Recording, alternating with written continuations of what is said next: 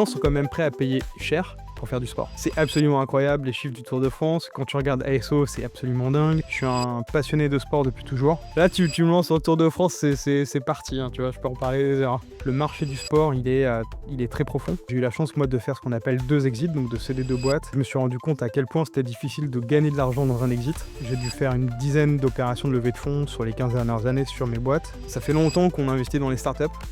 Mais la réalité, c'est qu'il y a eu très peu de retour sur investissement. C'est la phase la plus risquée dans le financement. Faire émerger des futurs grands champions dans le monde du sport. Bonjour à tous et bienvenue sur Kilomètre 30, le podcast des entrepreneurs du sport. Je suis Victor Namias et aujourd'hui, je reçois Nicolas Lemétayer, le fondateur de L'Écart, un venture studio spécialisé dans le sport et la santé. Là où cet épisode est intéressant, c'est que Nicolas nous partage toutes ses connaissances, à la fois en tant qu'entrepreneur, il a eu la chance de revendre 2 des entreprises qu'il avait cofondées, et en même temps en tant qu'investisseur aujourd'hui.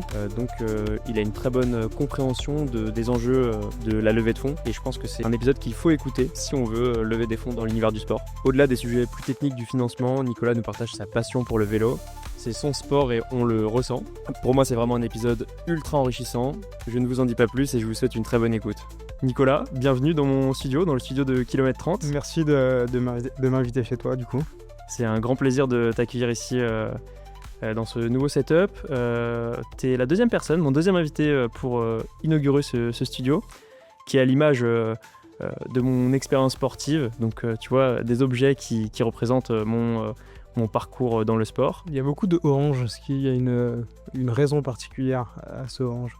Je crois qu'il ne faut pas être très perspicace pour s'en rendre compte, mais c'est vrai que tu as un bon sens de l'observation. Le orange, c'est juste une couleur que je kiffe en fait. Okay. Donc je trouvais ça sympa de le traduire. Je voulais un environnement dans lequel je me sente bien. Tu vois, le fauteuil orange, les tasses, les accessoires. Donc c'est une couleur qui m'inspire. Okay. Qui m'inspire pas mal. Je suis encore une fois très heureux de te recevoir ici, non seulement pour ton expérience en tant qu'entrepreneur à plusieurs reprises, mais aussi ton expérience en tant qu'investisseur. On va pouvoir parler de sujets incroyables. Mais d'abord, première question, comment ça va ? Est-ce que tu vas bien, Nicolas ?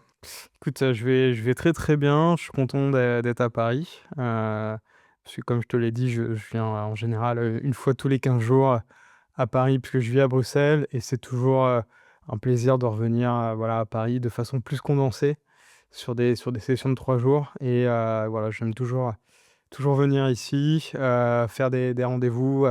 C'est aussi différent que de faire passer sa vie en visio quand on est un peu quand on vit en décalage dans une autre ville. Donc non, je suis très content d'être là.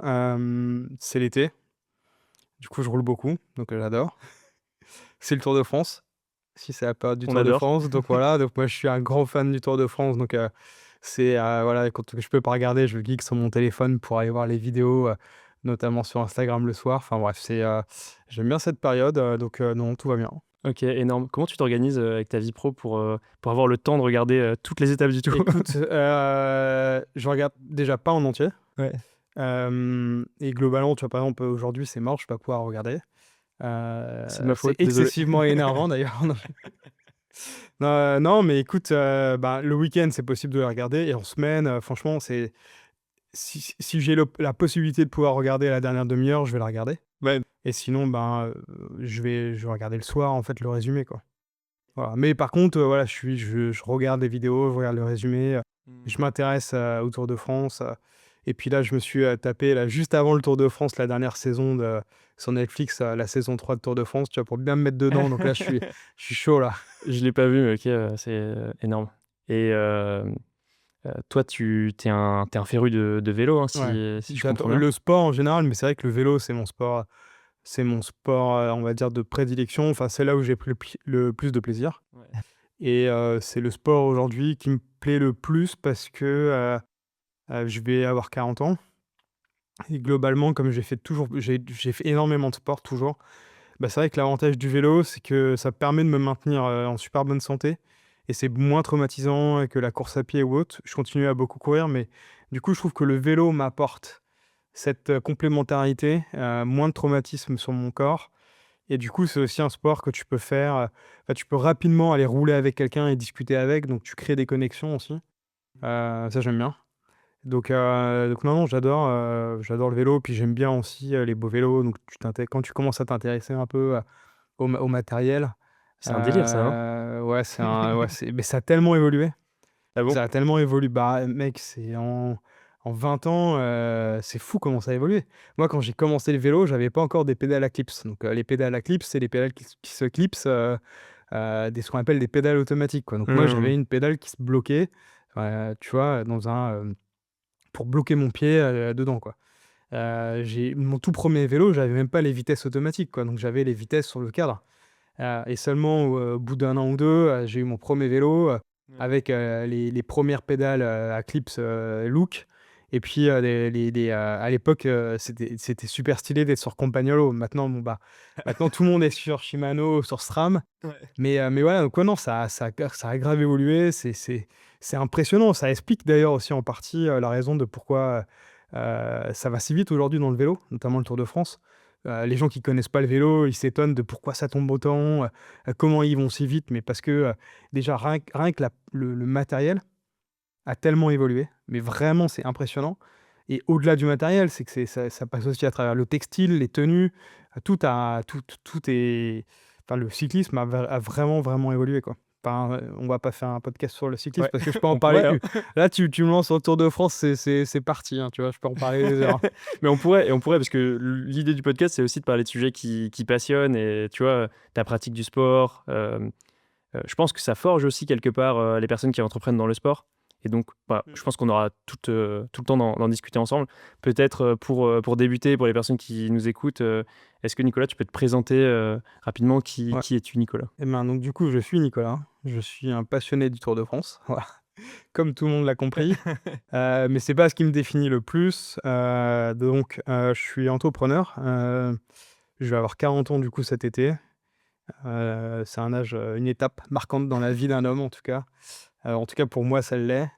Donc moi je suis, à la base j'ai commencé en voulant devenir cycliste professionnel, ça n'a pas du tout marché et du coup je suis devenu, entrepreneur.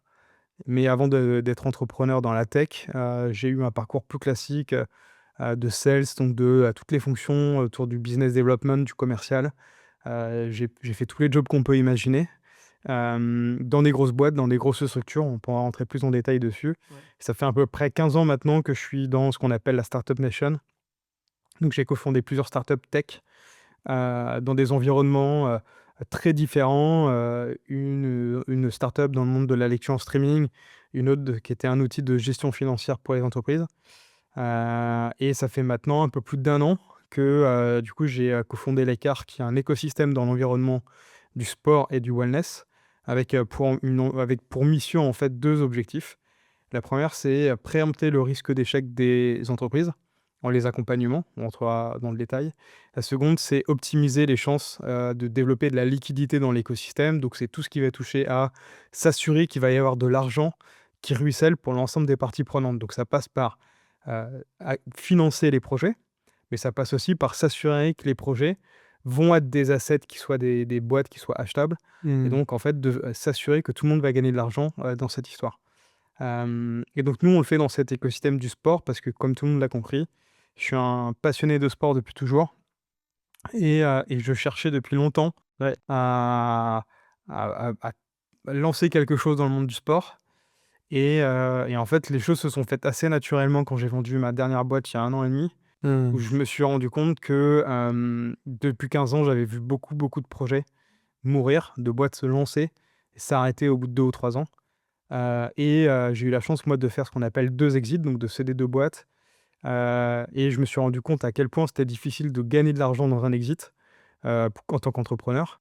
D'ailleurs, il y a un article qui est sorti il y a pas longtemps où en fait, on se rend compte que, dans l'écosystème, start-up d'une manière générale, donc là, je parle pas de la Sportec, hein, je parle vraiment de l'écosystème, de la vente de start-up En France? en International? France, en En France, France. OK. Donc je le précise bien, pourquoi? Parce que, l'écosystème start-up en France, c'est un écosystème dans l'entrepreneuriat, d'une manière générale, hein. C'est-à-dire qu'on ne peut pas, comparer une entreprise plus traditionnelle aux start-up, quoi. C'est un écosystème.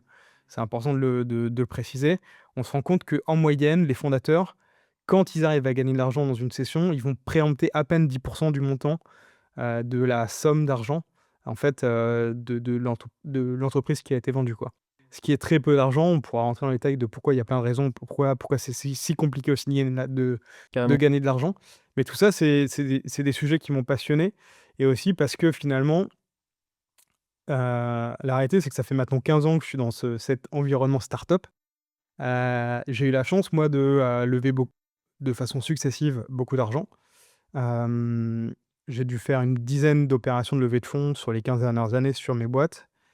J'ai levé de l'argent auprès de business angels, auprès de fonds régionaux, auprès de VC, différents, acteurs et je me suis rendu compte que, on arrive à un sujet aujourd'hui qui est on tape le plafond de verre. C'est-à-dire que, ça fait longtemps qu'on investit dans les startups, mais la réalité c'est que, il y a eu très peu de retours sur investissement.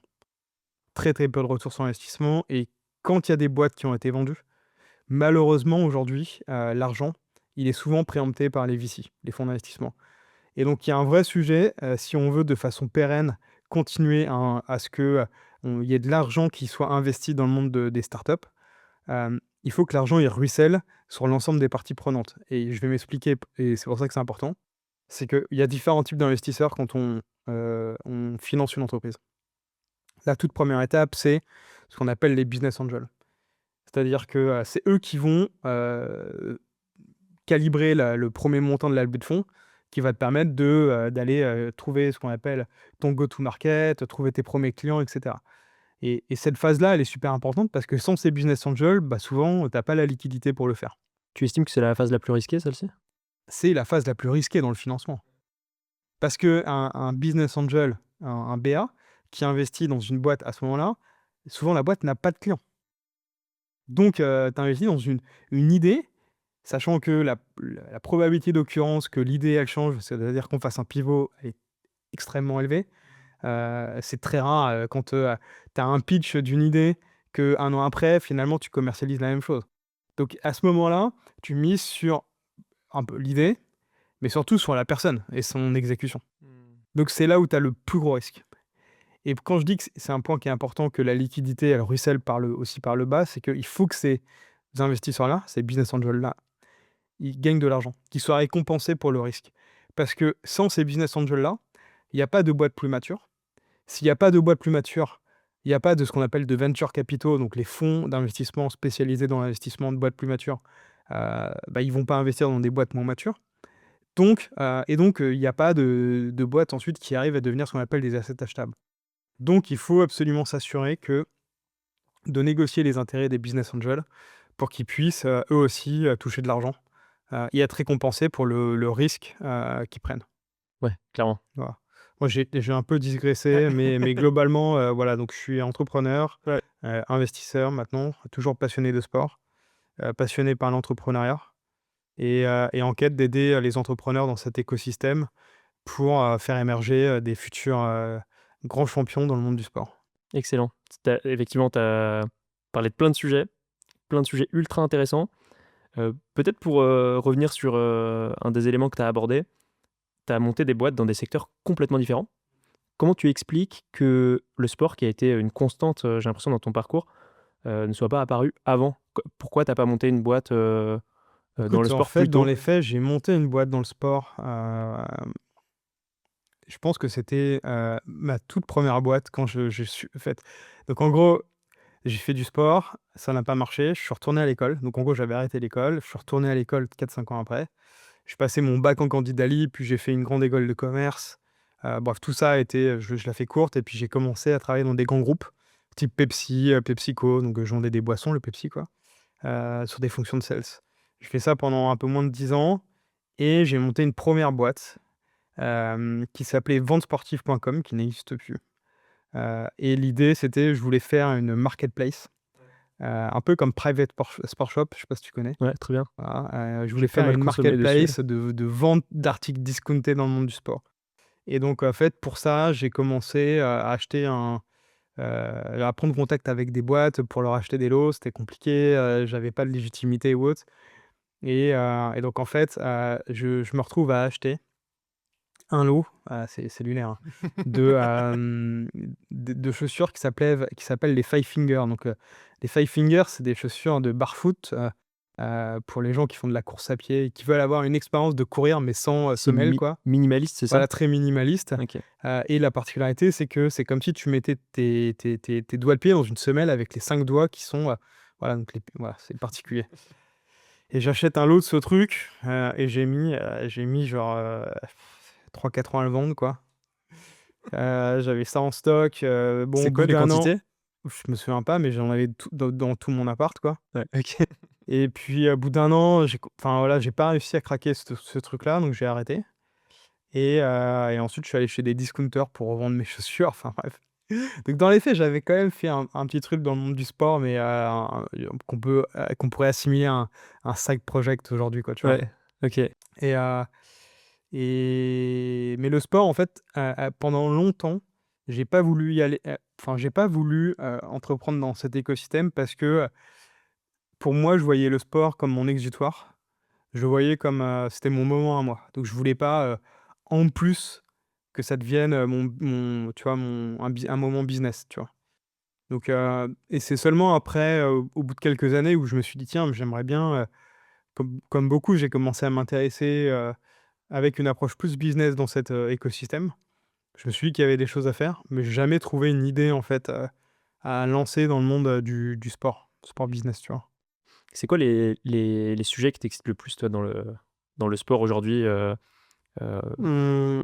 peut-être avec ta casquette d'investisseur aussi, mais tu vois, j'aime bien poser cette question de me dire, si toi, en tant qu'entrepreneur, et ton expérience entrepreneuriale, si tu lançais un projet, tech dans le sport, ce serait quoi, Je qui sais pas si t'attirerait le j'irais plus? dans, déjà, je sais pas si j'irais forcément dans un projet tech. OK, Je pense qu'il y aurait une dimension tech dans le sens où aujourd'hui la tech te permet probablement d'aller plus vite, d'avoir, ouais, des mises à l'échelle plus rapides.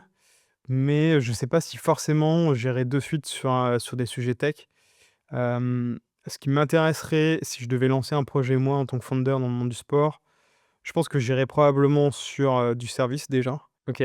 du B2B, et probablement, de l'événementiel, Mmh. autour du sport parce que c'est absolument, je vais reparler du Tour de France, hein. Allons-y. C'est Incroyable. absolument incroyable les chiffres du Tour de France. Quand tu regardes ASO, c'est absolument dingue. Quand tu t'intéresses à cet écosystème, c'est fou quoi, tous les événements en marge du Tour de France. Tu as ce qu'on appelle l'étape du Tour, enfin, c'est, donc tout ça est complètement fou. C'est là où vraiment tu te rends compte à quel point, heu, les gens sont quand même prêts à payer cher pour faire du sport. Ouais, vraiment. Et c'est pas un petit chiffre, c'est, absolument hallucinant les chiffres. Mmh mh. Donc oui, je pense que j'irai globalement sur des sujets comme cela. En tout cas, je m'intéresserai à ça OK. et je m'intéresserai aussi probablement à consolider cet écosystème parce que je pense qu'il y a beaucoup d'acteurs, et je pense qu'il y a des choses malines aussi à imaginer pour Mmh. vraiment, consolider l'écosystème, quoi. OK, ça c'est un sujet, ultra intéressant. Si tu veux bien, rentrons un peu plus en profondeur dans ce sujet et on abordera, les autres, thématiques, dont tu as parlé, également. La consolidation. Est-ce que déjà tu peux expliquer, peut-être les concepts build and buy? Pourquoi, c'est quoi consolider dans un marché, quoi?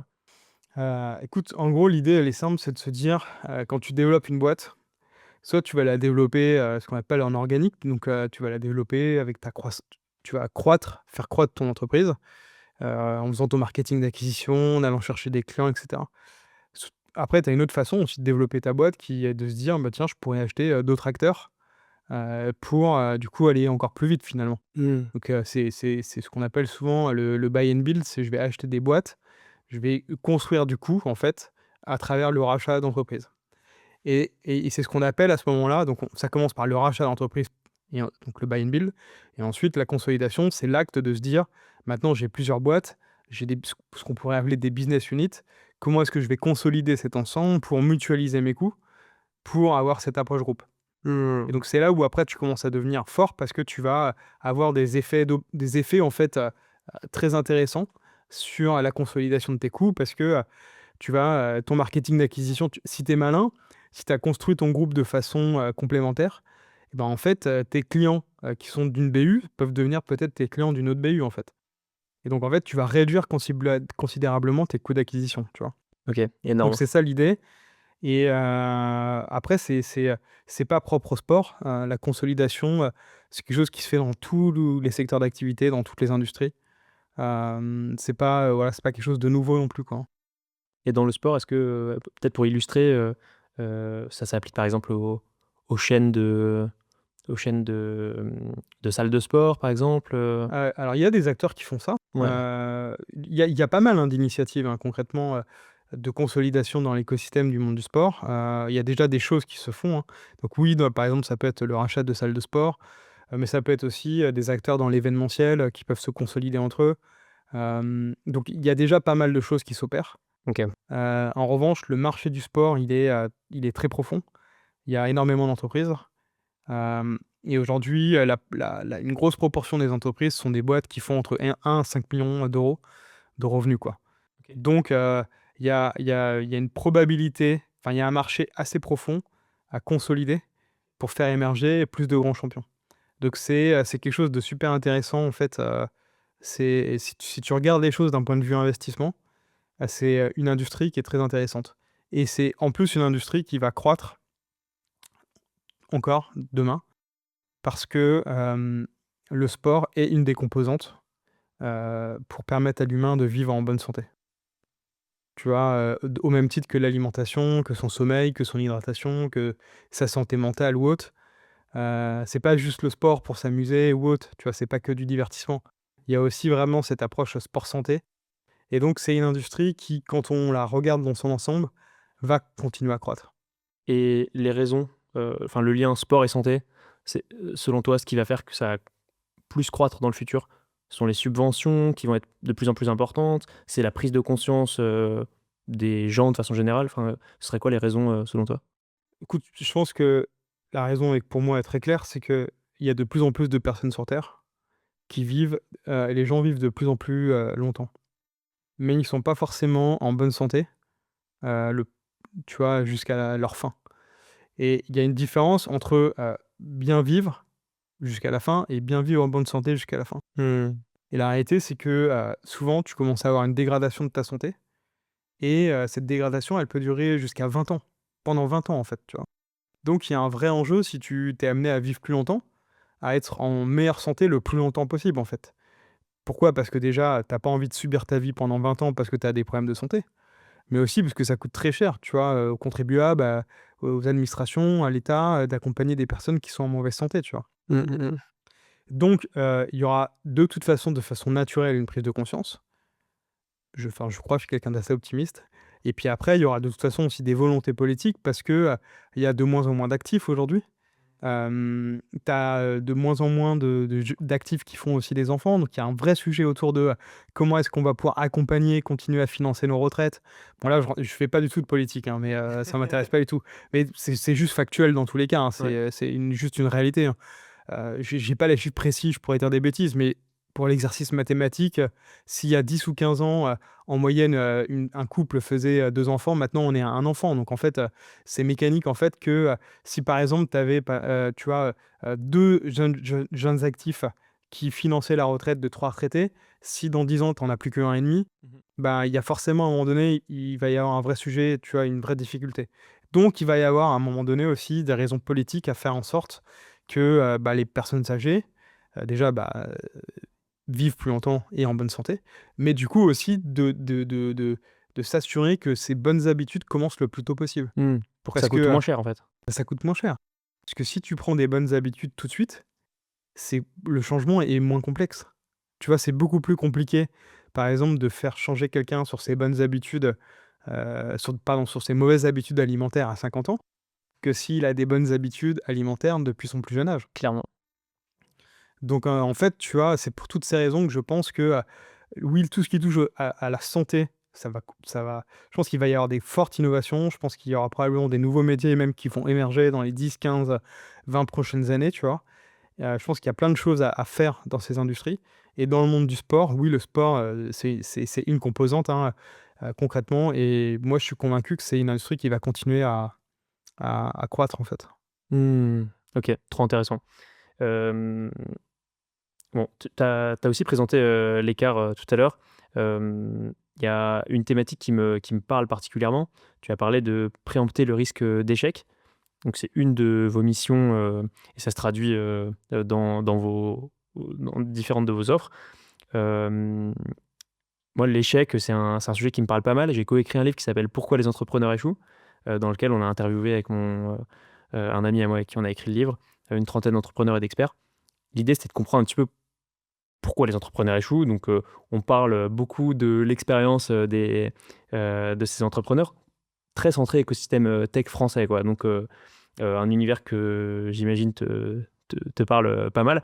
C'est quoi pour toi bah, je sais pas, le ce qu'il faut savoir pour entreprendre? C'est quoi préempter le risque d'échec, pour toi aujourd'hui? Concrètement, ta mission, elle s'articule comment auprès des entrepreneurs, quand tu travailles avec eux?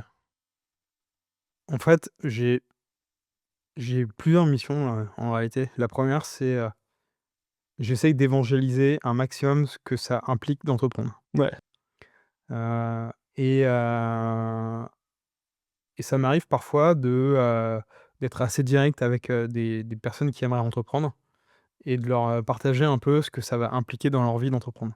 OK. Parce que, la réalité, c'est que pendant longtemps, alors ça commence un petit peu à changer, mais, il y a encore 4 5 ans, c'était, être start-upper, c'était, le job le plus sexy, quoi. Ouais, mais vraiment, hein, Tu vois? vraiment. C'était fou, quoi. Tout le monde voulait monter une start-up. Tu vois? C'était stylé. Hem, la réalité, c'est que quand tu es start-upper ou entrepreneur, heu, bah, tu travailles beaucoup, toujours, tout le temps et c'est dur et ça, et ben, on commence les langues se délient de plus en plus. Pourquoi? Parce que l'écosystème, il a vachement changé. Il y a quelques années encore, un entrepreneur, même s'il échouait, eh bien, il avait la possibilité de recommencer et même s'il avait échoué, on pouvait continuer à le financer pour développer des idées, de la croissance ou autre et pendant longtemps, en fait, l'écosystème startup, heu, finançait des entrepreneurs qui avaient des idées dont le job était de faire de la croissance. Maintenant, on finance que des boîtes qui sont profitables. Alors du coup, c'est dur parce que, ben, c'est parfois plus compliqué d'être innovant et les entrepreneurs qui innovaient beaucoup eh bien, bah, sont frustrés parce que, ils disent: «Ah, c'est plus compliqué de lever» ou autre. Je pense que du coup, ça permet en tout cas de renormaliser, en tout cas, le job tel qu'il était devenu un peu anormal il y a quelques années. Et donc le premier truc, c'est ça, c'est de se dire: «C'est un métier qui est compliqué, qui va nécessiter beaucoup de sacrifices et beaucoup plus que ce que tu peux imaginer, en fait». Genre, limite, imagine un truc, pars du principe que ça va être, 1000 fois ça et ensuite imagine là où tu penses être dans 1 an et tu prends tes 1 an et tu te dis: Ça sera dans 3 ans». De toute façon, en gros, ça va être ça, grosso modo, quoi. Donc ça, c'est le premier truc. Le second, c'est, nous, on essaye d'être ce qu'on appelle un peu, très, alors je vais utiliser un mot anglais, mais ce qu'on appelle hands zone, c'est très proche des dirigeants et on a la particularité qu'on a, c'est qu'on est, que des entrepreneurs. On a, la spécificité d'avoir monté des boîtes, de les avoir montées à l'échelle et ce que j'appelle scaler des boîtes, c'est, on a recruté enfin voilà, beaucoup de monde. On a fait des vraies entreprises qu'on a revendues, quoi. Ce que je définis par une vraie entreprise, c'est, on n'était pas, solo entrepreneur, en mode freelance et on s'appelait pas CEO de notre propre boîte. Et je le dis un peu, de façon un peu directe et avec un peu d'humour dans le sens où, maintenant sur LinkedIn, Ouais. tout le monde est CEO de sa boîte, quoi. Mais voilà, donc on a fait des vraies boîtes, des vraies entreprises, quoi. Et ça, c'est important parce que c'est ce qui nous permet, d'être passés par là et Mmh. de pouvoir comprendre aussi comment, l'entrepreneur, dans quel mindset il est, quoi. Hem et donc préempter le risque d'échec, c'est s'assurer que l'entrepreneur, il soit dans heu, la bonne santé, mentale pour exécuter son projet. Hem et ensuite, c'est, de pouvoir l'aider un maximum, de par aussi des conseils, ben, on va dire, structuré, qui repose sur une vraie méthode de travail pour, lui permettre d'aller plus vite et d'éviter de faire des erreurs, quoi. OK. Donc en fait, ce qu'on cherche à faire, c'est, de s'assurer que l'argent qui est alloué, va être va avoir tout de suite le meilleur retour sur investissement pour l'entreprise. OK. Et plutôt que de passer par une phase qui serait, c'est ma courbe d'apprentissage pour comprendre comment faire, bah, c'est de partager tout de suite la courbe d'apprentissage pour dire: «Bah, voilà, finalement, ça, tu peux t'éviter ça. Tu vas gagner du temps et tu vas économiser de l'argent». Vous capitalisez Tu sur, vois? vos expériences, cumulées, quoi? Ouais. Mmh. OK. Hem et le sujet de la liquidité, du coup, il y a préempter le risque d'échec. Hem, la liquidité, est-ce que tu peux La liquidité, c'est s'assurer en fait, il y a plein de types d'entrepreneurs différents. Mais il y a souvent une particularité chez les personnes qui veulent monter un projet, c'est, l'envie à un moment donné de gagner de l'argent. Alors tu montes pas un projet pour gagner de l'argent, avant tout, tu montes un projet parce que, tu veux résoudre un problème. En Mmh. tout cas, c'est ce que je souhaite pour les entrepreneurs parce que si, tu montes un projet sans avoir l'envie de résoudre un problème, ça va être compliqué de vendre quelque chose qui ne pourrait pas être une solution à un problème. Ouais. Hem et c'est un autre sujet, ça, qu'on pourrait appeler, ce qu'on appelle souvent le: «Est-ce que du coup mon produit est indispensable? Est-ce que c'est un nice to have ou un must have?» Donc mais en tout cas, si déjà par défaut, tu t'assures de résoudre un problème, tu vas être concentré avec cette envie de résoudre ce problème et ça, du coup, ça peut faire de toi quelqu'un de très focus et ça peut être très fort, tu vois? En tout cas pour être résilient dans les moments difficiles. Mais à un moment donné, tu vas faire beaucoup de sacrifices en tant qu'entrepreneur. C'est pas rare, de pas se payer pendant 1 an ou 2 ans, et d'ailleurs finalement le premier investisseur des startups, ça reste Pôle emploi, Mmh, mmh mh. hein, qui peut permettre de faire ce gap et ça c'est chouette. Je crois que ça a beaucoup évolué, depuis 10-15 ans et quand j'en discute maintenant avec des entrepreneurs, j'ai l'impression que, c'est plus court qu'avant et aussi c'est moins intéressant parce que tu as une perte de revenus au fur et à mesure des mois. Donc ça a l'air de bon, c'est un autre sujet. Mais en tout cas, pendant longtemps et franchement, si tu avais pas Pôle emploi, tu aurais pas pu peut-être monter une boîte, quoi. Ouais, ouais, clairement. Hem, donc tu fais des sacrifices et à un moment donné, tu vas avoir envie, de te refaire un petit peu la cerise dans cette histoire, quoi, concrètement. Et donc, bah, comment tu fais pour gagner de l'argent si un jour tu veux vendre une boîte? Très bonne question. Ça, c'est, voilà, comment on fait pour vendre une boîte? Ouais. Première question. Comment est-ce qu'on s'assure de gagner de l'argent quand on vend une boîte? Mmh. Bah, la réponse, c'est ce qu'on appelle l'equity story. Donc l'equity story, c'est quoi? L'histoire capitalistique de l'entreprise. Donc, est-ce que tu as déjà levé de l'argent ou pas? Donc, tu as une 1re typologie d'entreprise, c'est les boîtes qu'on pourrait appeler, bootstrap. Alors désolé, il y a plein de D'anglicisme? d'anglicismes dans cet, écosystème, mais globalement, c'est ni plus ni moins qu'une entreprise qui a été, développée sans apport capitalistique externe. Donc sans, donner des parts de son capital, quoi. Voilà, donc tu t'es démerdé Ouais. pour développer ta boîte. La plupart du temps, c'est des entrepreneurs qui ont développé leur boîte, en vendant, ce qui est la base à la base, tu vois, quand même et donc ça, c'est super positif. Donc voilà, ça, c'est le 1er postulat. Bah, du coup, tu as 100 de ton capital ou si tu es avec un associé, il y a un partage du capital. Ouais. Hem et donc voilà, tu peux te ben, il y a quelqu'un qui rachète l'entreprise, tu te partages le capital. Donc là, ce qui est chouette dans un scénario comme celui-ci, c'est que, ben, peu importe le montant de vente, ben, tu vas récupérer si tu as 50, tu récupères 50. Si tu vends 100 de Tu vois? ton Voilà, si entreprise. tu vends OK, 100 de ta boîte. OK. Ça, c'est le 1er scénario. Le 2e scénario, on pourra discuter après de la valoriser comment on valorise une entreprise, hein, Ouais, s'il faut. bien sûr. 2e scénario, c'est, heu, j'ai fait rentrer différents investisseurs à différentes étapes dans ma vie, dans ma boîte. C'est-à-dire que, j'ai fait ce qu'on appelle des augmentations de capital, donc j'ai fait rentrer, bah, peut-être une fois ce qu'on appelle les business angels, peut-être une fois, des fonds, peut-être des venture capitaux, voilà. Quand tu fais une augmentation de capital et que tu lèves de l'argent, le principe est simple, c'est de dire c'est un peu une règle par 3. Donc c'est de dire, bah, aujourd'hui j'ai 100 du capital. Moi je te donne, 10 20 30 peu importe la part de gâteau. Mais cette part de gâteau, elle est pas gratuite, elle vaut tant. C'est là où on rentre sur ce qu'on appelle la valorisation de l'entreprise. Et ça, c'est le sujet, qui peut être le plus complexe pour un entrepreneur.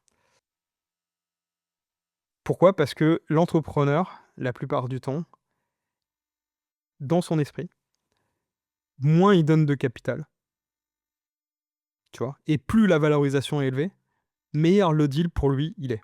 Ouais. Autrement dit, je fais rentrer un investisseur, je sais pas, pour 200 000 €, et je valorise ma boîte, 1 000 000 €.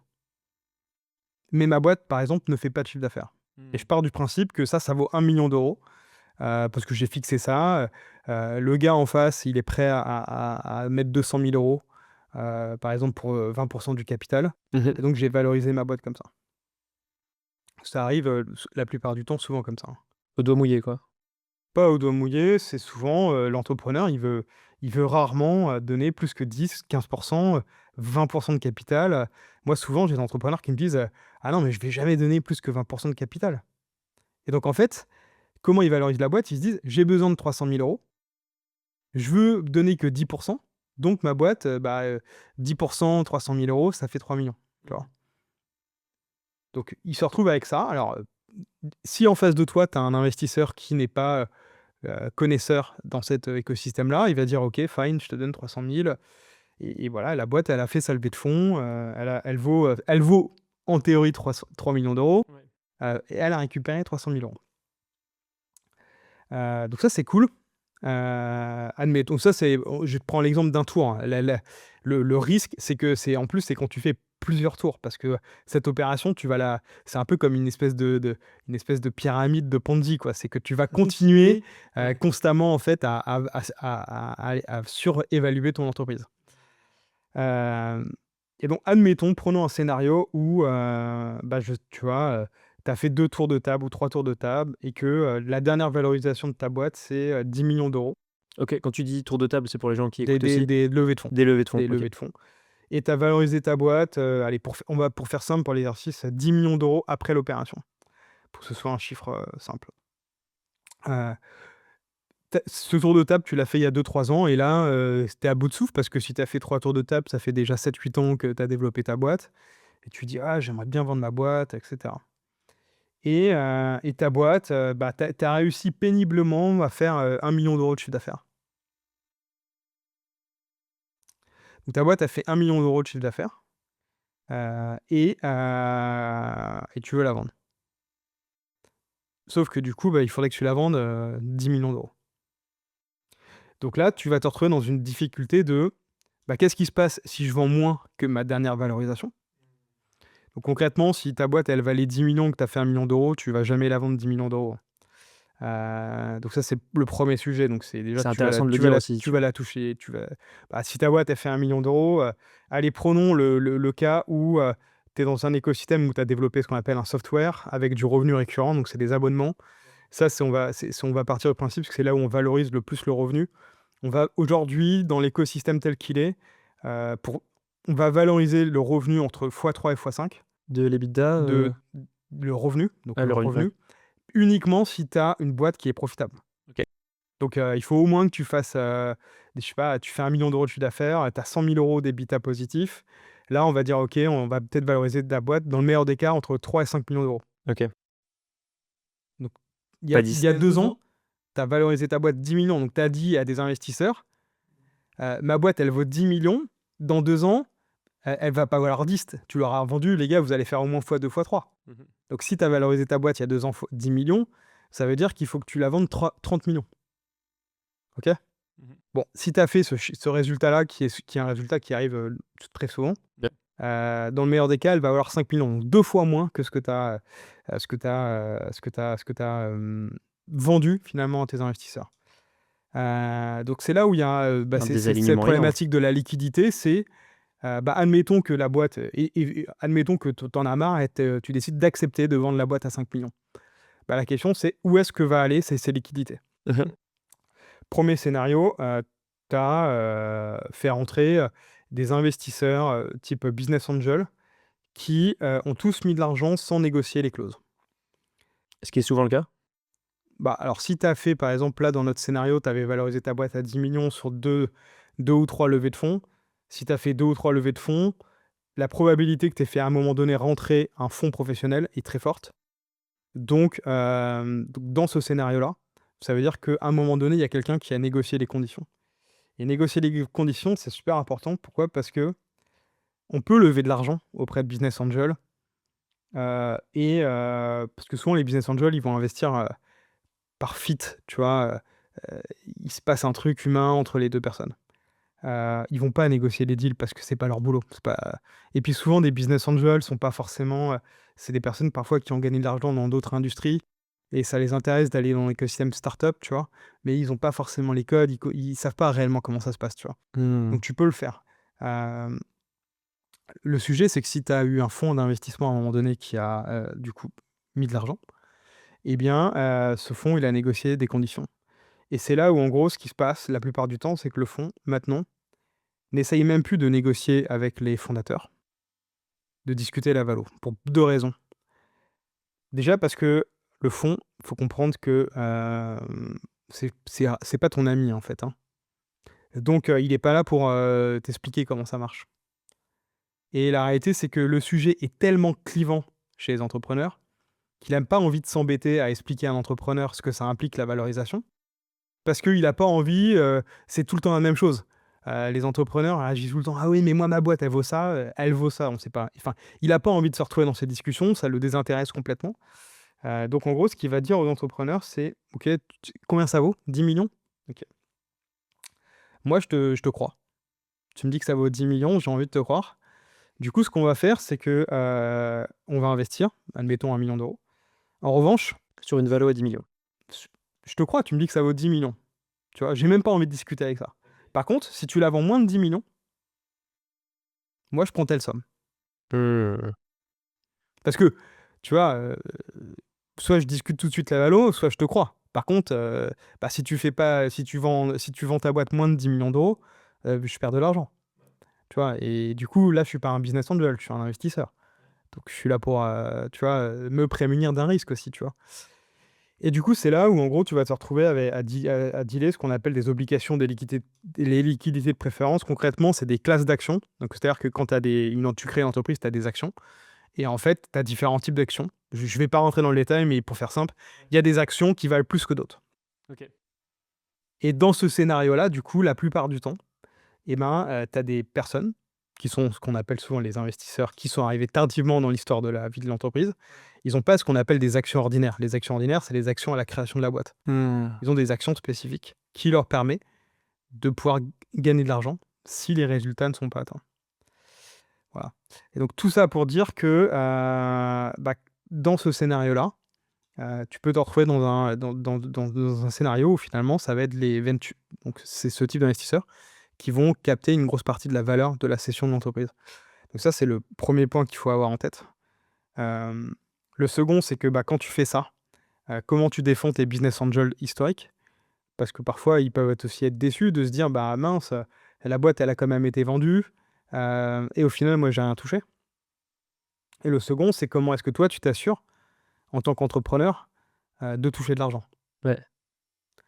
Et c'est là où, tu vois, pour le coup, il y a une vraie connaissance à avoir quand on monte une boîte qui est de se dire, déjà concrètement, c'est quoi, la cession moyenne d'une boîte dans mon industrie? Mmh. Et tu vois, par exemple, si tu prends l'écosystème startup tech en France, la cession moyenne d'une boîte en France, c'est entre 6 et 10 millions d'euros. Donc ça fait redescendre un peu certaines valos qu'on Donc, alors oui, tu peut-être 1 ou 2 des cessions qui vont se faire bien à sûr. 100 millions, 200 millions. Mais tu as peut-être 80 des deals, tu vois, qui vont se faire entre 6 et 10, ou 15 millions. Donc, alors oui, tu peux toujours, dire, que toi, tu vas te retrouver sur le haut du panier. Mais la réalité, c'est que, les chiffres sont là. C'est-à-dire que le haut du panier ou peut-être, la proportion des boîtes qui sont vendues à 100 millions, c'est peut-être que 1. Donc, Et pour donner les chiffres pour les personnes qui s'intéresseraient au sujet, c'est que déjà, sur 100 boîtes, sur 100 personnes qui montent une boîte, on considère qu'il y a à peine 1 des boîtes qui vont réussir à se vendre.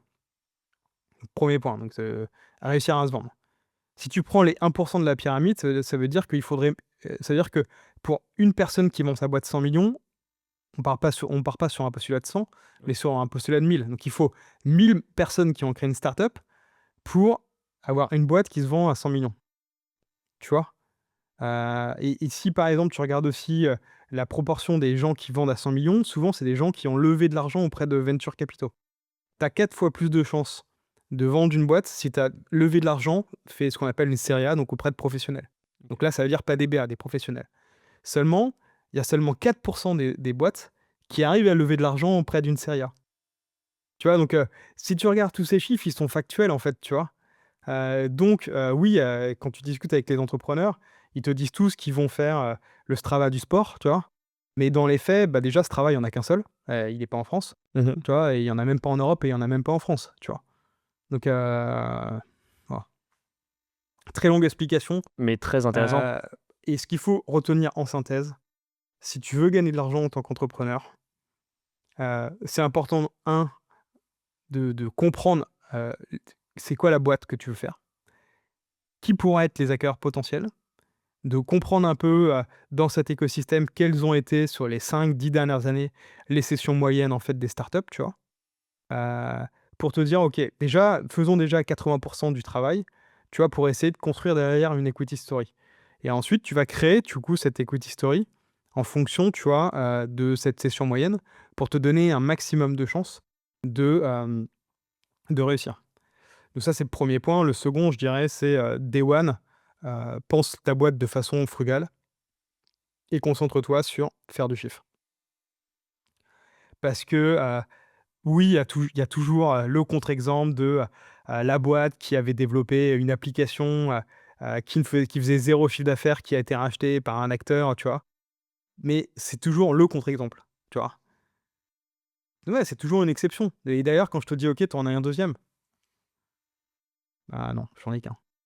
Tu vois? Donc du coup, c'est alors que si tu fais une boîte où tu fais du chiffre d'affaires, tu fais de la rentabilité, tu te développes, ben, la probabilité de chance que tu as à un moment donné d'avoir quelqu'un qui s'intéresse à toi est beaucoup plus élevée que si tu te dis: «Je vais faire un produit, je vais lever de l'argent, je vais cramer tout cet argent pour faire le meilleur produit du monde, qui génère 0 revenu, parce qu'un jour, ce produit-là, ça va être une feature super important, pour un acteur qui pourrait me racheter et qui serait prêt à payer ce prix-là, parce que ça lui ferait gagner, tant de temps de R&D», concrètement. Bah, ce play-là, il est beaucoup plus compliqué et puis en plus dans un monde où maintenant le coût de développement technologique a été divisé par 10 grâce aux outils IA et cetera, tu vois? Au no code et cetera. Ben, ce play-là, ce scénario-là, il est plus improbable, quoi. C'est, quelque part moins différenciant aussi, de partir là-dessus. Toi, tu es aujourd'hui investisseur aussi. Comment tu te prémunis de ces fameux risques, heu, quand tu investis? Écoute, c'est super simple. Hem, déjà, on regarde uniquement des boîtes. Donc déjà, on regarde que des boîtes dans l'industrie du sport et du wellness. Ouais, Premier OK. point. Donc ça, c'est la thèse d'investissement, Voilà, c'est globale de l'écart. sport, wellness.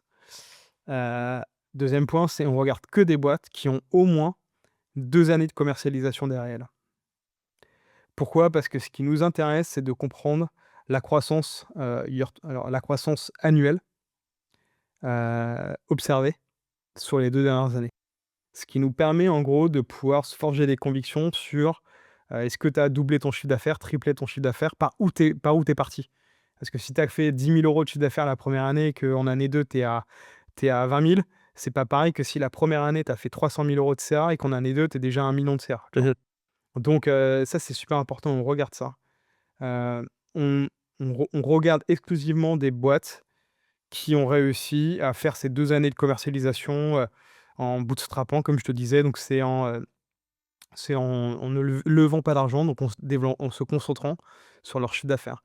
Donc souvent, c'est des boîtes qui ont la particularité, soit d'être déjà rentables, Soit d'avoir fait un premier tour de table, ce que j'appelle de love money, donc c'est, lever de l'argent auprès des copains, de la famille, et qui perd un petit peu d'argent, mais qui ne perd pas beaucoup d'argent.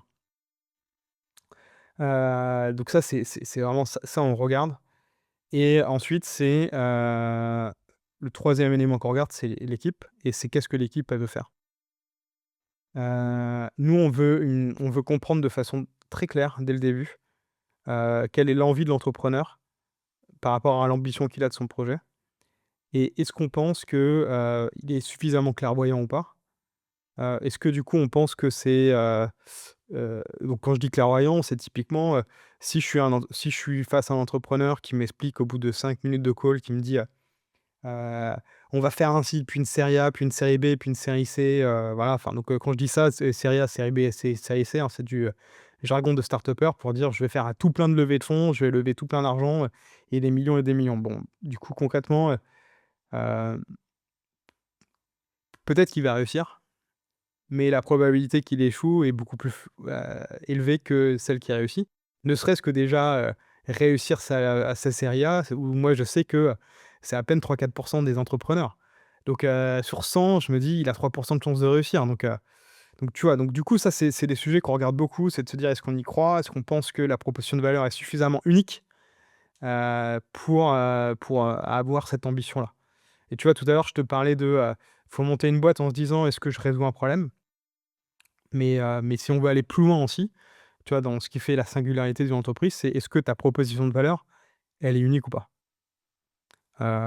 Et tu vois, je vais prendre un exemple concret pour, argumenter ça, c'est, tu vois, dans le sport, il y a beaucoup de personnes qui, vendent du textile, ou autre quoi. Par exemple, dans le monde du vélo, tu en as plein qui lancent des gammes de textiles, de vélos, de cuissards ou autres en disant: «Ah mais moi c'est en tissu recyclé bio», ou autre, tu vois? Sauf que des gens qui font du tissu recyclé, bio, en Europe, tu en as, 20, 30, 40, 50. Donc tu as pas une proposition de valeur unique, tu vois? En revanche, je vais te donner un exemple concret d'une proposition de valeur unique, dans cette même industrie, qui est une des startups dans laquelle on a investi, qui s'appelle Wilmar, qui a la particularité d'être fondée par une femme entrepreneur et qui a créé, un cuissard pour les femmes.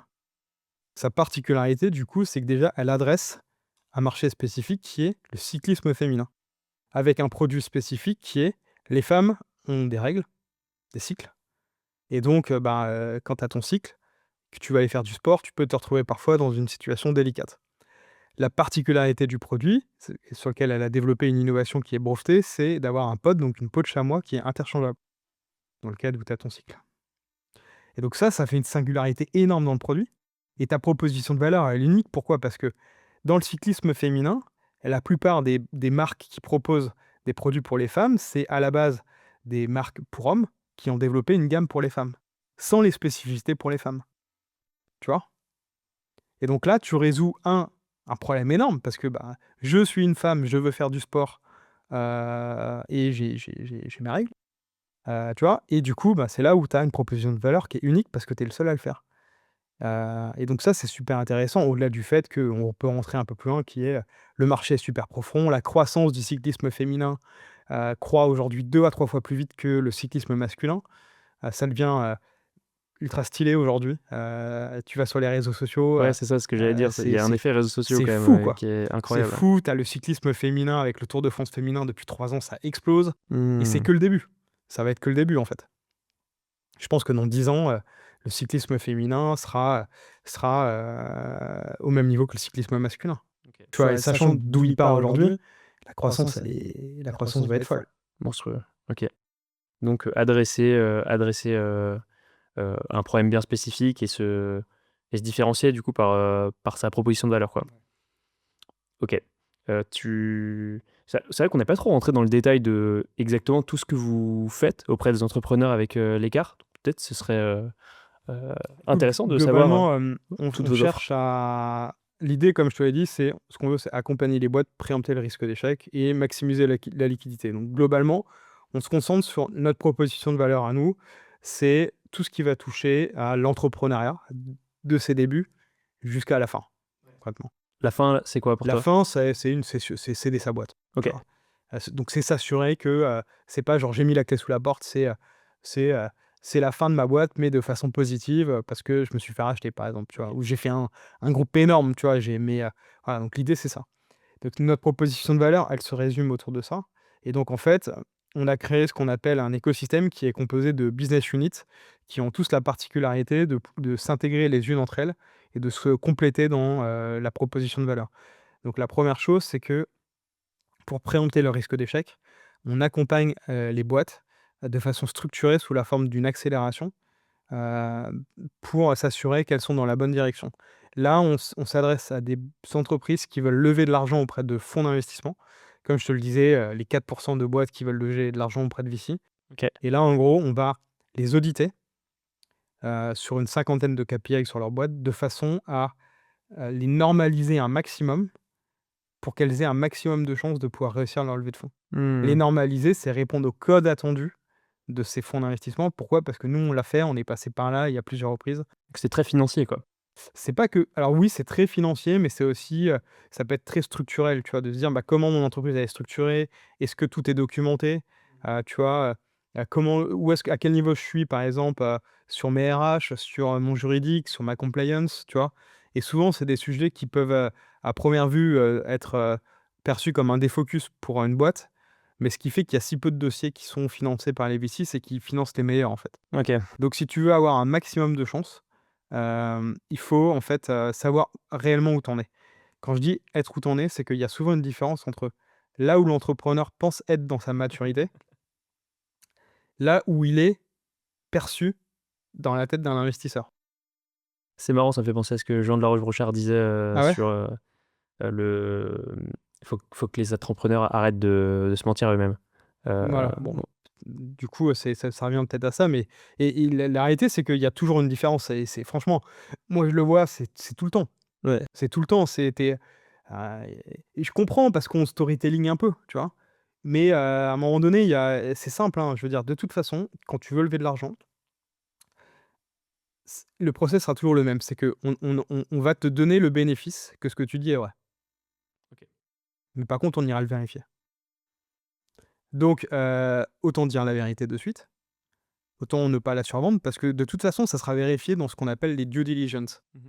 Donc, bah, si tu veux t'assurer un maximum de réussir, autant que tu sois prêt tout de suite et que ces due diligence soient les plus courts possibles, tu vois? Donc ça, c'est aussi un intérêt pour réduire ce qu'on appelle le temps de levée de fonds, parce que tu as des levées de fonds qui peuvent durer 6 mois, 1 an. Bah, pendant 6 mois, 1 an, tu es défocus de ton business parce que, tu dois lever de l'argent, tu vois?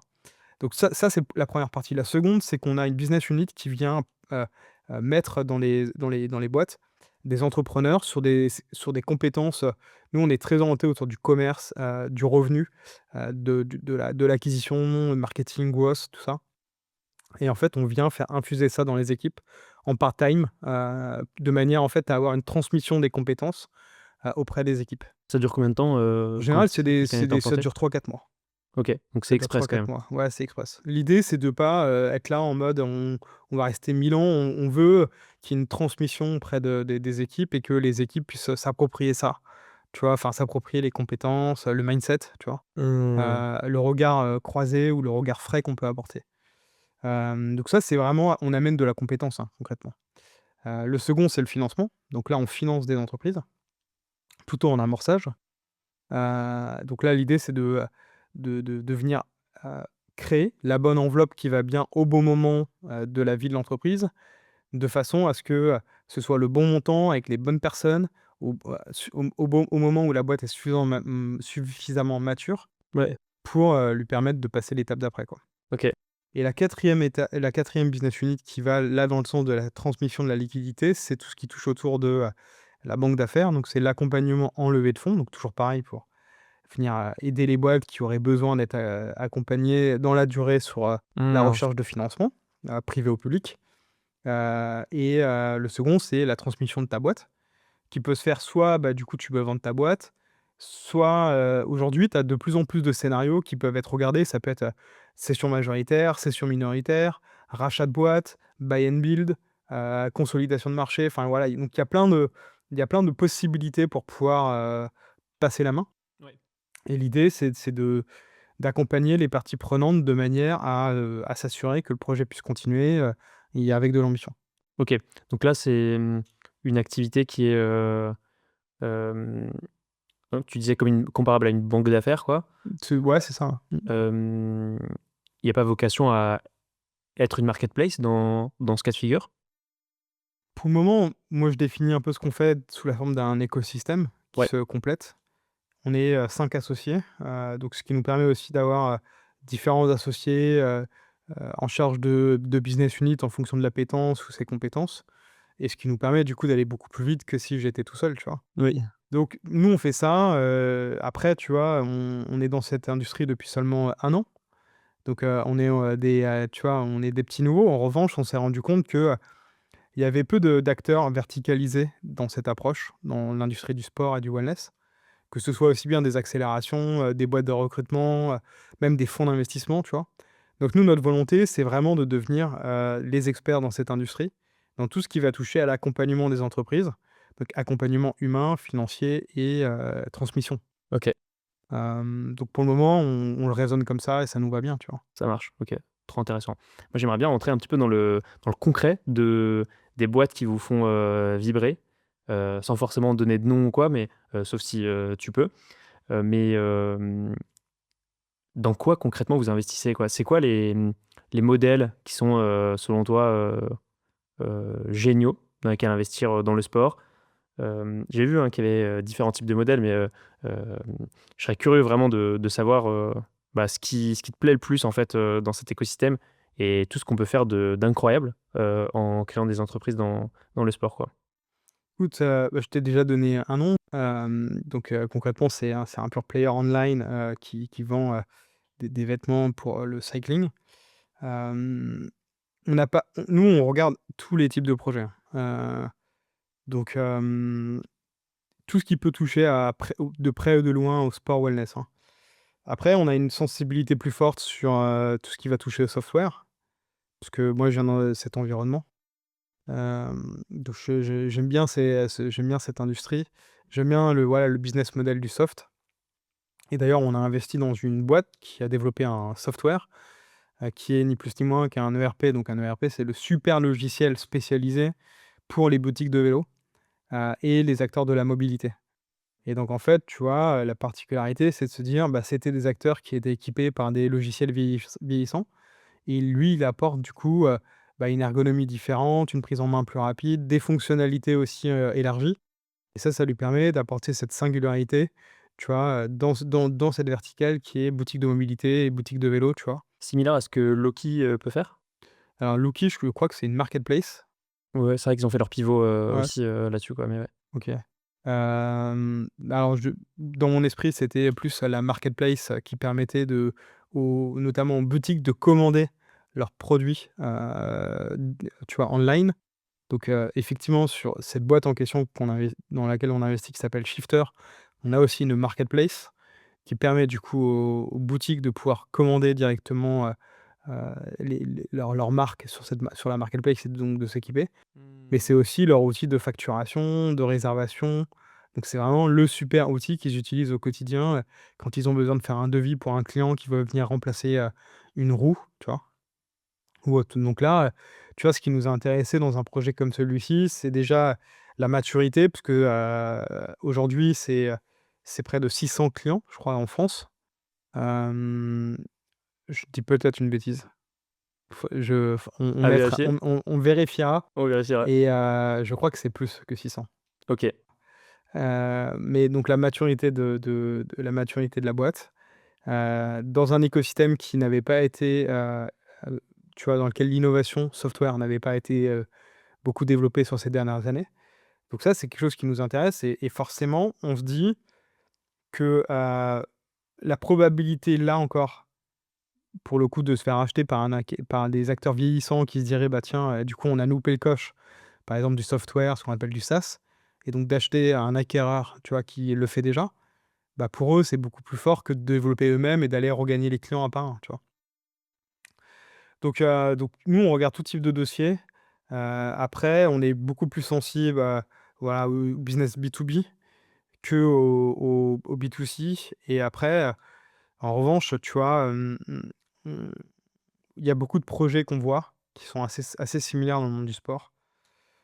On Assez voit, similaire hem, dans quel sens? on voit énormément de boîtes qui veulent lancer des applications de coaching, tu vois? Ouais, ah ouais, il y en a beaucoup, ouais. Donc ça, franchement, ouais, c'est énorme parce que tu vois, tu as, l'application de coaching du tennis, du paddle, de l'équitation, du vélo, de la natation, du triathlon et tu en as 10 par sport, tu vois? Donc franchement, c'est hallucinant le nombre de dossiers que j'ai pu voir, Mmh. qui ont tous la même difficulté.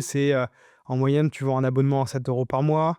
Les personnes sont rarement abonnées plus que quelques mois parce que, elles vont s'abonner pour se préparer à une compétition, puis se désabonner. Enfin donc il très compliqué ces sujets-là. Je vois pas de je me suis pas forgé de conviction suffisamment forte pour me dire: «Demain, j'investis dans un acteur dans cet écosystème». OK. Parce que c'est vrai que effectivement, ça a beaucoup fleuri. On a vu aussi des rachats, un qui était assez récent, je crois, Rena, par Strava. Il me semble que c'est du coaching, dédié course à pied. Il y a quand même des entreprises qui arrivent à se faire racheter, dans ce secteur, mais je crois qu'ils avaient au moins 4, 5, 6 ans, d'existence. C'est pas des éléments qui peuvent te aussi te Mais rassurer? c'est toujours pareil, si tu veux, bah, une fois que Strava a racheté un acquéreur, qui va racheter un acquéreur? Garmin. Garmin, ils ont déjà une solution de coaching in-app, tu vois? Qui est Pareil pas pour incroyable, Wahoo by ou the way. autre. Pas ouais, mais ils l'ont, tu vois? Donc franchement, aujourd'hui, la tech nous coûte tellement plus cher Ouais. que, la réalité, c'est que, quel intérêt ils auraient à racheter une boîte qui aurait développé, tu vois, ce qui pourrait être perçu comme une super fonctionnalité qui viendrait foutre un jour en marque blanche dans Mmh. leur solution, tu vois? Donc oui, il y aura et tu vois, maintenant que c'est fait, je pense pas qu'il y aura d'autres opérations. Même, OK. Nike ou Adidas Connect, ils ont tous, tu vois, tous des Ouais. solutions comme celle-ci. Donc en fait, ils ont déjà leur solution, donc pourquoi ils iraient en racheter? Comment on peut être attrayant alors pour des acteurs comme eux? Bah, faudrait plutôt davantage regarder ce qui pourrait les intéresser. Mais tu vois, en tout cas, moi, je monterais pas une boîte en me disant, «Mon acquéreur, ça sera Adidas ou Nike». Ouais. Tu vois, j'y crois pas. Tu vois, quand, je vois souvent des boîtes qui font il y a aussi beaucoup de boîtes autour de la data, mais en vrai, heu, qui veulent lancer des projets sur la data. Mais en vrai, Nike, Strava, Adidas, ils ont la data, ils l'ont déjà, mais ils l'ont déjà depuis 20 ans. Donc si c'était un sujet pour eux, ça fait longtemps qu'ils seraient dedans et si demain ça devait devenir un sujet, ils ont déjà la data. Donc en fait, ils vont internaliser une équipe de super experts, tu vois, en data et ils le développeront par eux-mêmes, tu vois? OK. Tu vois, je crois pas que, je vois, il y a rien qui me laisse dire en tout cas que ces acteurs pourraient, tu vois? Alors peut-être que de façon marginale, peut-être que dans, 5 ans, Adidas un jour rachètera une boîte, tu vois? Mais il y OK. aura pas, Adidas va pas racheter une boîte par an, pendant 10 ans. Ouais, je Tu vois comprends. ce que je veux dire? Ouais. Donc forcément quand tu vois 10 boîtes dans le monde du coaching dans le sport, en running qui veulent lancer ça, autant dans le vélo, dans le triathlon, dans la natation, enfin tu vois, tu te dis: «Les gars, enfin tu vois? Donc ça tu vois, on en a vu, on en voit énormément, ça c'est beaucoup, beaucoup. OK. Hem, Après, on voit beaucoup de projets qui, développent des choses dans le sport sur lesquelles il y a pas de business model, de revenus. C'est-à-dire que, des acteurs qui, malheureusement, 2 ans après, 3 ans après, font toujours pas de revenus. On sait pas comment, je sais pas comment ils font pour lever encore un peu d'argent, tu vois? Mais il y a pas de revenus. Ça peut être quoi, par exemple, comme, type J'ai des d'entreprise? exemples en tête, mais que j'ai pas envie de citer, tu vois? Mais Sans les citer, mais leur peut-être des modèles, des pour comprendre, concrètement ce qui fait que par exemple, ça peut être en les fait, le réseaux truc, sociaux, bah, voilà, prenons l'exemple d'un réseau social dans le ouais, sport, tu vois? Heu, Bah, un réseau social dans le sport, quel serait son business model? bah, c'est toujours compliqué ça, hein, Tu vois, qui paye? ouais. Est-ce que c'est toi, moi, en tant que consommateur de sport? Est-ce que je serais prêt à lâcher, quoi, 3 €, 4 € dans un énième réseau social dans le sport? Et Mmh. ce réseau social, il me permettrait quoi? D'aller voir, la vie de mes potes qui font du sport? Bon, je l'ai déjà sur Strava, tu vois? Mais, Mmh, mmh, mmh, mmh, mmh. qu'est-ce qu'il me permettrait de faire? Il me permettrait de rencontrer des gens? Qu'est-ce qui me enfin, tu vois? Mais est-ce que je serais prêt à payer pour ça? Sujet, Tu vois? sujet délicat. On en a parlé avec mon dernier invité, Maxime Verschuur, le cofondateur de Mingle, qui a été, fondé par, Vodou et en vrai ça fait partie, de leur sujet, en permanence, quoi. comment ils monétisent et c'est quoi tes prios, quoi? Est-ce que tu veux, d'abord, être énorme, enfin et déjà, faut parvenir à l'être, mais est-ce que tu veux viser à être énorme et potentiellement, Tu as toujours le sujet du winner take all, donc je dis: «Bah, tu prends, le maximum de parts de marché», donc là, on revient sur un scénario de il faut lever le plus d'argent possible, prendre le plus de marché. Si c'est un marché où de consommateurs, donc de particuliers, j'ai le plus d'utilisateurs et une fois que j'ai 1 000 000, 2 000 000, 3 000 000, je vais trouver le moyen d'avoir, 2 ou 3 de conversion, tu vois? De gens qui vont payer. OK, mais dans tous les cas, un winner take all, il y en a qu'un. Que tu en as pas 10 des boîtes qui font du winner take all, tu vois ce que je veux dire? Tu en as qu'un seul par définition, tu vois? Et en plus, tu es pas assuré de réussir à la fin. Tu vois ce que je veux dire? Donc donc heu, donc tu vois, moi je crois plus au pitch aussi, tu vois, des entrepreneurs qui disent: «Ah, je vais faire le Strava du sport». En fait, c'est quoi le Strava du sport? Parce que, il y a déjà Strava du coup pour ça. Tu vois? Donc moi je comprends pas. c'est quoi la Strava du sport? Tu vois ce que je veux dire? Heu, donc en fait, voilà, donc ça malheureusement, on voit beaucoup de projets, je me suis ça me paraît compliqué. En revanche, je pense qu'il y a beaucoup de choses à faire dans l'événementiel, dans le business. Voilà, c'est une industrie i souvent, c'est soit tu vends des articles de sport, tu vois? Ou tu vends de l'expérience. Mmh. Tu veux dire dans l'écosystème sportif? Ouais, Ouais. tu vois? Et après, il y a des boîtes qui font des trucs, très chouettes, je trouve, autour de ouais, mais on revient à l'expérience, c'est, comment je fais pour aller à mon match de foot, tu vois? Est-ce que je prends une voiture? Mmh. Comment je me déplace, tu vois? Genre du covoiturage, Par pour les exemple, tu fans, vois? Donc ça, c'est intéressant. Quelle expérience je vis, tu vois, en tant que fan, tu vois? Quand je suis présent au match ou pas présent, tu vois? Donc ça peut être aussi intéressant. Mais après, c'est on revient au sujet, tu vois? Sur l'expérience des fans, c'est, qui va payer l'expérience des fans? Tu vois? Est-ce que c'est le fan qui paye, à travers un, tu vois, un membership, tu vois? Là, on revient sur un sujet qu'il faut vendre des memberships, tu vois? Et même sur 100 personnes qui sont fans, tu en as pas 100 qui vont payer un membership, tu vois? Ouais. Donc si du coup tu vends des memberships, tu sais que tu vas avoir 1 ou 2 ou 3 de conversion, est-ce que tu vas réussir à démocratiser ou rendre accessible ton idée, si finalement tu peux le faire que pour les gens qui ont une prédisposition à payer? Ouais, clairement. Tu vois? Donc c'est pas simple, hein. D'où la difficulté, enfin, je comprends du coup ton point sur, heu, une orientation plus B2B, auprès d'acteurs sur lesquels enfin, en tout cas pour les des modèles qui soient plus lisibles, quoi. Parfois j'ai l'impression que c'est du B2B, Ouais, B2C2B. B2B, il y a pas mal de trucs, de modèles comme ça, mais voilà, en tout cas, tu vois, on reste très ouvert parce qu'on peut pas, on on reste curieux aussi, tu vois? Ouais. Qu'il y a des ch tu vois?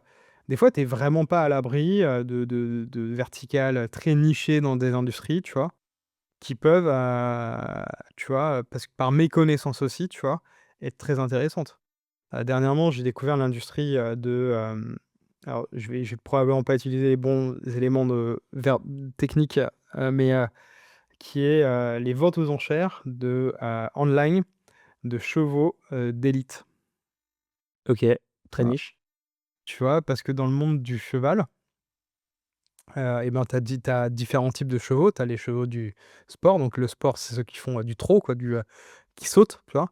Puis après, tu as ce qu'on appelle le Grand Prix de l'Amérique, tu vois?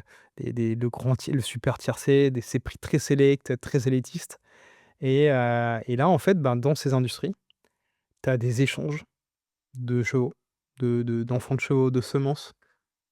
C'est un OK. business énorme et en fait, et c'est parfois un cheval, ça vaut, 20 000 000, 30 000 000, 50 000 000. Tu vois? Et en fait, bah, là, c'est très niché, très verticalisé, mais sur un marché qui est très profond, et tu vois? Et donc ça, c'est des choses tu vois, qu'on regarde parfois avec, beaucoup d'attention parce qu'on se dit, «C'est super intéressant». Moi, c'est pas l'idée que tout le monde, se serait dit: «Tiens, je vais faire le bon coin pour l'achat, tu vois, d'un poney». Je le stigmatise, hein. Mmh. Mais qui aurait eu cette idée? À part quelqu'un qui vient de cet écosystème, de cette industrie, qui la connaît parfaitement, tu vois? Donc Ultra intéressant. voilà, on essaye aussi d'être malin, et puis surtout, on essaye de rester conforme un peu à notre thèse qui est de se dire: «On veut miser dans des entrepreneurs qui ont la volonté de faire des boîtes, qui vont être rentables». On cherche pas nous, à faire des licornes. Tu vois? Typiquement, ce mot-là, de toute façon et j'ai toujours trouvé complètement, ridicule, parce que ça n'existe pas et aujourd'hui d'ailleurs, bah, les chiffres nous le démontrent, hein. On n'a jamais, vu, les licornes françaises autant en difficulté. Je crois que c'est à peine, 13 des licornes françaises qui sont rentables, tu vois? Donc c'est complètement fou, quoi, et je crois que elles ont perdu 50 de leur valorisation sur rien que sur la dernière année, quoi, donc tout ça, donc ça veut dire que même globalement, ce qu'on considérait comme une licorne il y a un an, il y en a, c'est déjà plus des licornes, tu vois? Et même en ayant perdu 50 de valorisation, est-ce que, dans tous les cas, la valorisation veut rien dire parce que, tu es valorisé 1 milliard, si personne te rachète 1 milliard, ben, du coup, en fait, c'est juste une valorisation théorique, qui est très loin de la valorisation réelle de combien il y a de cash à la fin, tu vois? Et qui en touche. Donc en fait, nous, on est vraiment concentrés là-dessus, de se dire: «Bah, voilà, comment est-ce qu'on fait des choses qui sont utiles, avec de l'impact? Comment est-ce qu'on aide des entrepreneurs à réussir? Comment est-ce que s'assure que toutes ces parties prenantes qui vont, contribuer à faire réussir cet écosystème soient incentivées à la réussite?» Tu vois? De façon, en fait, à créer une boucle qui soit, super positive, tu vois? Si on a des investisseurs qui investissent, qui gagnent un peu d'argent, ils vont continuer à investir. On va du coup pouvoir continuer à aider des entrepreneurs à innover, à créer des futures belles boîtes, tu vois?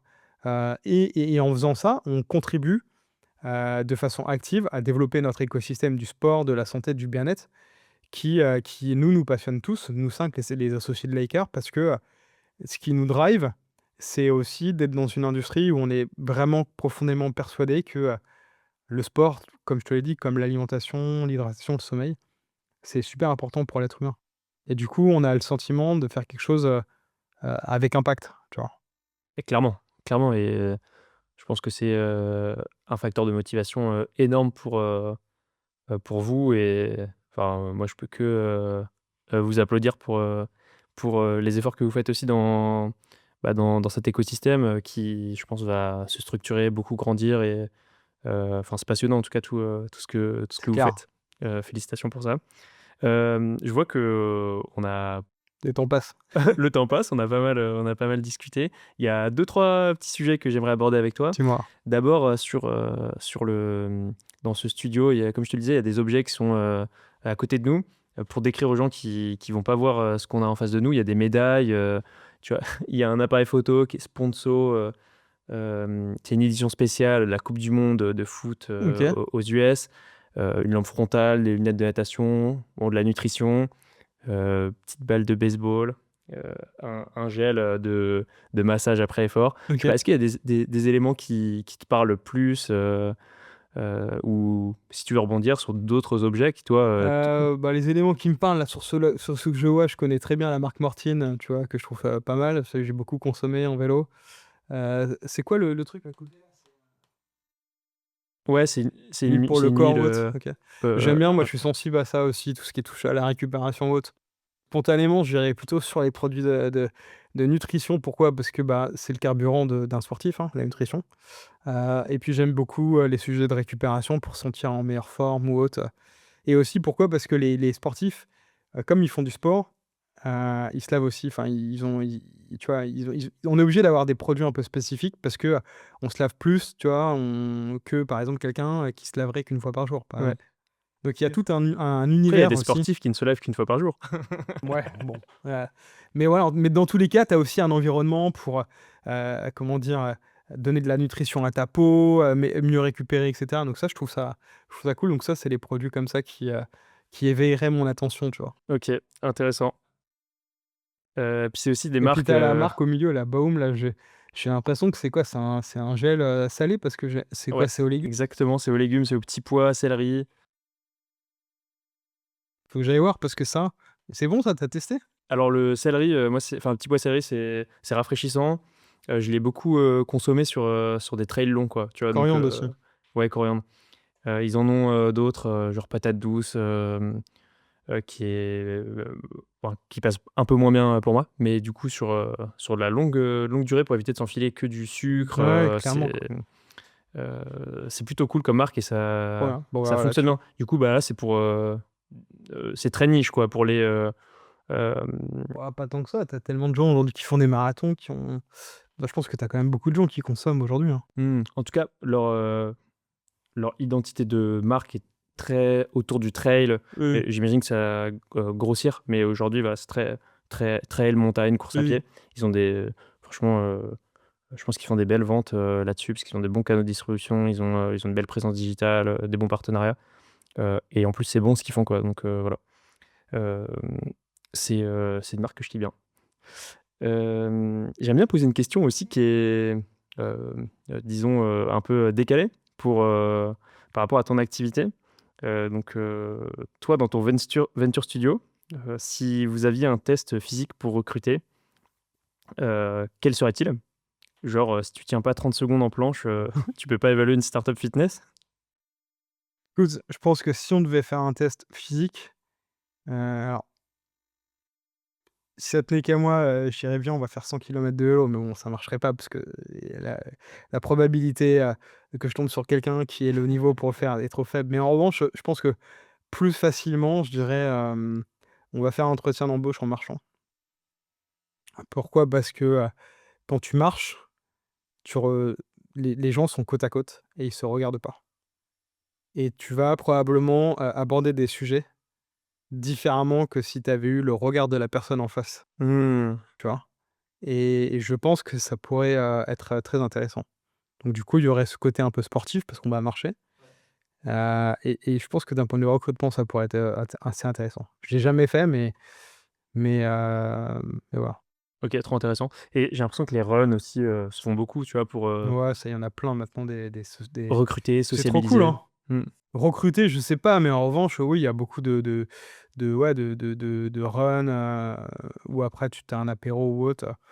Moi, je trouve ça trop bien parce que ça permet de tisser des liens, ça permet de networker et puis, tu le fais avec des gens où tu sais que tu partages au moins une passion commune, qu'au moins tu as déjà ça et puis, la réalité, c'est qu'on a tous des temps limités aussi pour développer des opportunités ou autres.